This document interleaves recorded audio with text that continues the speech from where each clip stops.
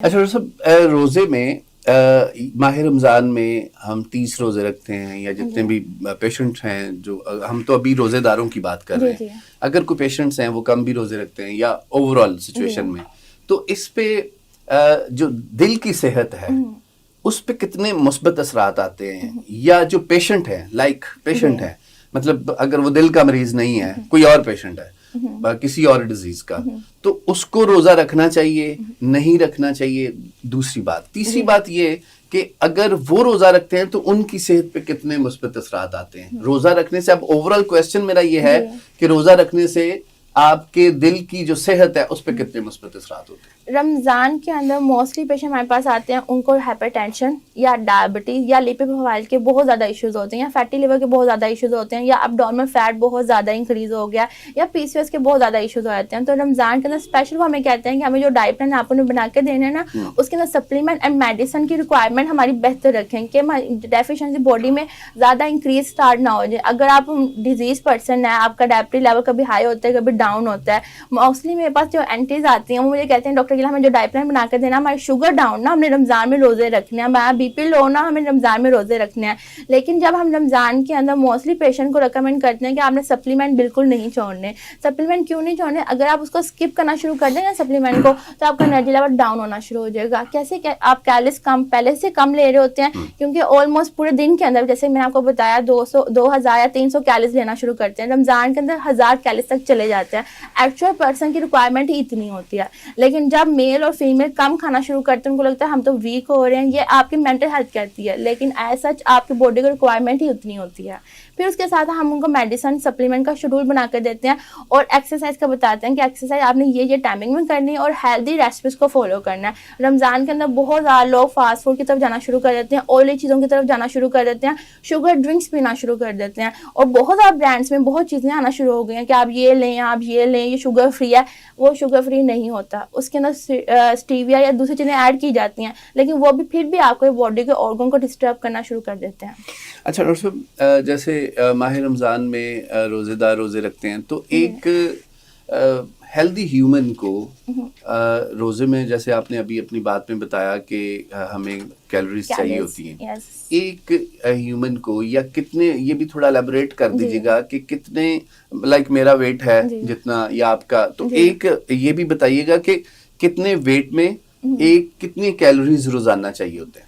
ایک جنرل سے آپ کو کیلریز بتاتی ہوں. مین اور وومن کی جو فیمیل ہوتی ہیں وہ 1200 to 1400 کیلریز پر ڈے لے سکتی ہیں. لائک فار ایگزامپل 1 چپاتی نہیں لے سکتی، وہ آدھی چپاتی لے سکتی ہیں. جو مین ہوتے ہیں وہ 1400 to 1600 کے بٹوین کیلریز لے سکتے ہیں. وہاں ریکوائرمنٹ ہے 1 چپاتی کی. اب پاکستان کلچر یا انڈیا یا بنگلہ دیش کے اندر جو کلچر ہوتا ہے، وہاں پہ پیشنٹ کیا کرتے ہیں، بہت زیادہ چپاتی کا انٹیک کرنا شروع کر دیتے ہیں، روٹی چاول بہت زیادہ کھاتے ہیں. تو آپ نے ڈائریکٹ مطلب کھانے کی طرف جانے سے پہلے اپنی میلز کے اندر کچھ لیکوڈ چیزیں ایڈ کرنا شروع کریں.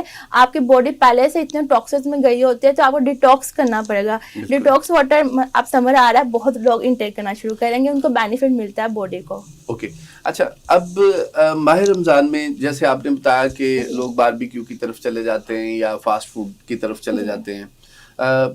میں سمجھتا ہوں کہ ہم لوگ جیسے لاہور شہر میں رہتے ہیں، تو آپ کسی بھی فوڈ اسٹریٹ میں چلے جائیں یا کسی فوڈ سیٹ اپ میں چلے جائیں تو وہاں اتنا رش لگا ہوتا ہے.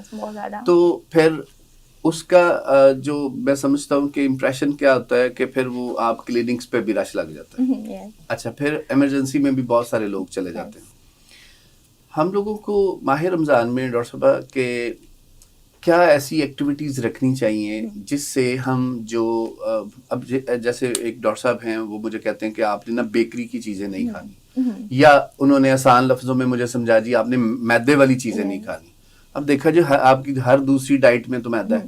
تو یہ بتائیے گا کہ ماہ رمضان میں ایگزیکٹ اچھی ڈائٹ کون سی رکھنی چاہیے ایک ہیومن باڈی کو تاکہ وہ ماہ رمضان ایک اچھے اور ہیلدی طریقے سے گزار سکے؟ پاکستان میں first of all sorry to سے پاکستان کے اندر فوڈ کے اوپر ورک نہیں کیا جاتا. یہاں پہ کچھ بھی مینجمنٹ نہیں ہوتی، یہاں پہ کچھ بھی مطلب مینجمنٹ کے اکارڈنگ بتایا نہیں جاتا کہ آپ نے یہ چیزیں کھانی ہے یہ نہیں کھانی ہے.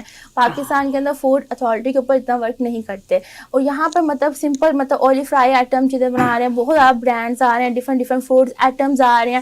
وہ ہر پرسن کہتا ہے اچھا ٹیسٹی ہے کھا لیتے ہیں.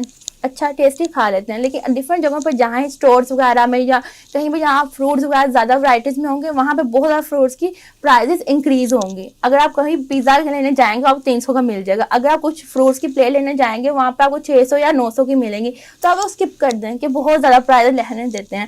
لیکن پاکستان کے اندر فوڈ گروپس کے اوپر فوکس نہیں کیا جاتا. ہمارا فوڈ پیرامڈ بہت پیارا, بہت سمپل سے ہے.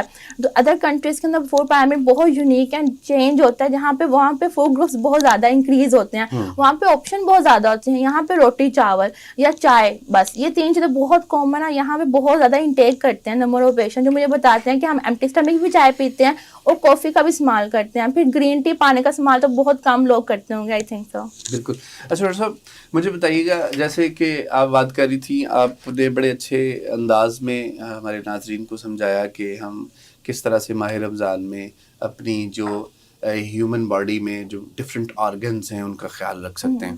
اچھا, اب کیلوریز کی آپ بات کر رہی تھی تو یہ بڑا آسان ہو گیا میں سمجھتا ہوں کہ میرے لیے اور ناظرین کے لیے کہ ہمیں ماہ رمضان میں کون سی خوراک کیسے لینی چاہیے تاکہ آپ کی باڈی جو ہے. اچھا